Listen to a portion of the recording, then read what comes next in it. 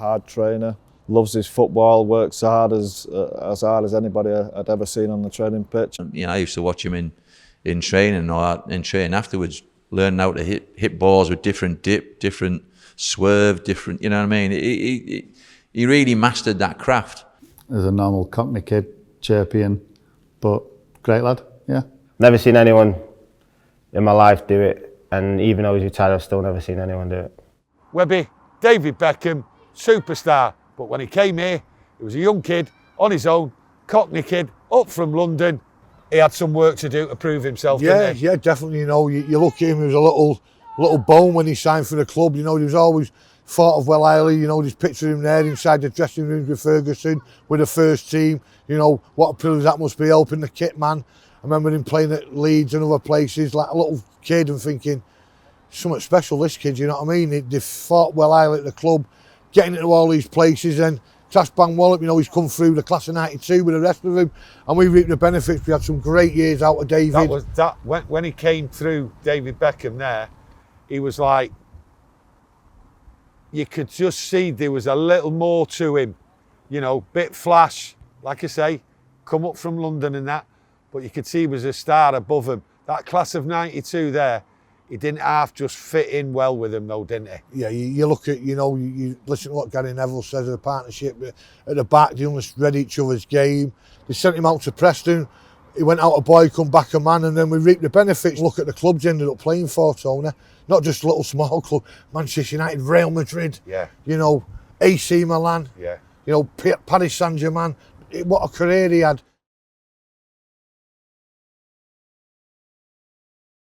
What's David Beckham like as a person for someone who's never met him? Very quiet, just gets on with his business. Very hard trainer, loves his football, works hard as anybody I'd ever seen on the training pitch, and yeah, just a nice quiet lad. I was just talking about the season, the '99 season, when a lot of people, myself including, thought he should have been up there for the Ballon d'Or winner. How good was he that season? Yeah, it was great. You know, we had a lot of really good performers that year. You know, you think of Roy Keane, David Beckham, his free kicks, his assists, he does everything. Surprised he wasn't.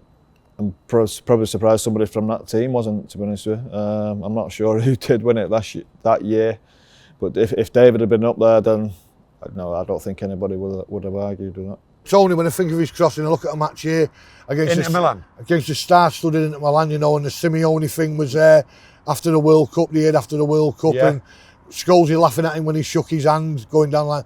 But it's two crosses for Yorker, right on his noggins. Yeah. You know what I mean? And that proved not. And even the second leg, when they had Ronaldo back and they went 1-0 up and the pressure was on us, he got the ball, no panic, crossed it over. Cole headed it down. Scholes put it in 1-1. What a man! What a player! What's the first thing you think about when I say the name David Beckham?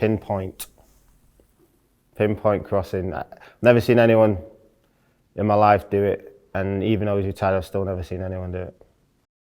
Even for England, making his debut, getting the captain for England. Moldova, his debut? Moldova, and the goal he scored here against Greece, the free kick, which we're not big England fans, but if you say it, remember the goal, yeah. Any United player scored for England, and you go, first you're going to pick is that free kick here, which got him to the World Cup finals. I remember his goal, and he rose above everyone. Wimbledon. Right, no, not the Wimbledon one. Villa Park, semi-final, FA Cup against Chelsea. And they were a good side, Chelsea, at the time. They had Rudolph and all that playing for them. Mark Hughes. Right, yeah. Good team. And it was played on like a sand pitch. It was. Right? It's got to go, if anyone looks at it out there, what a pitch that was. Bex was terrific. I mean, I know everybody talks about everything that goes along with David right now is this star that he is, global superstar and what have you, but as a player, he was fantastic. And sometimes I don't think he gets the credit for how good a player he was. He had a great engine, and his ability to cross a ball or pass a ball was second to none for me. You know, I used to watch him in training or in training afterwards, learning how to hit balls with different dip, different swerve, different, you know what I mean? He really mastered that craft. He had a great attitude. As I said, could run all day. He was a real athlete and scored great goals, made great goals, and worked ever so hard for the side. So I think he was fantastic. I think he was the complete player, Bex. Whipped that ball straight across top corner. Yeah, How many times did he do that?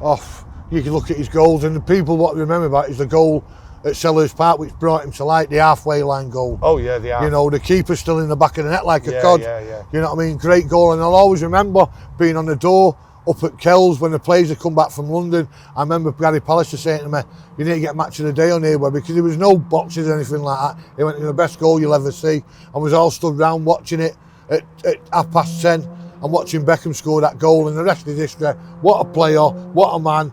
Now a club owner in America. Yeah. You know, he's got the dream over there with Phil, the manager, into Miami. You know, what more can we say about him? The only thing I can say about him, we sold him too cheaply. 25 million, that's half a Fred.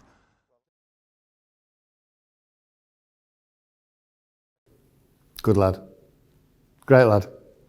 Yeah, just one of the lads. He's a superstar now, or people look at him as a superstar, but you just see him as a normal Cockney kid, chirpy, but great lad, yeah. His free kicks, they're just sublime, aren't they? They're just, every time, whips it over. I can name like 3 or 4 free kicks here now. The Barcelona here, the 3-all. His last game at Everton, scored in the free kick. The goal here against Villa when we'd 1 down. The goal here against Leicester when we're 2-0 down. After he come back from the World Cup and everyone wanted him out of the club, out of the country for getting sent off against Argentina. His passing and his free kicks. Except us, we didn't want him. No.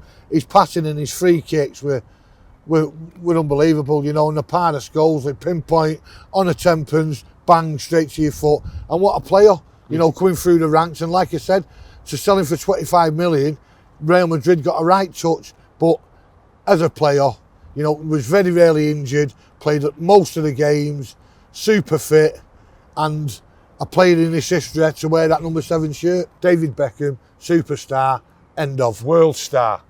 World #1 star. Still is today. David Beckham. Love him.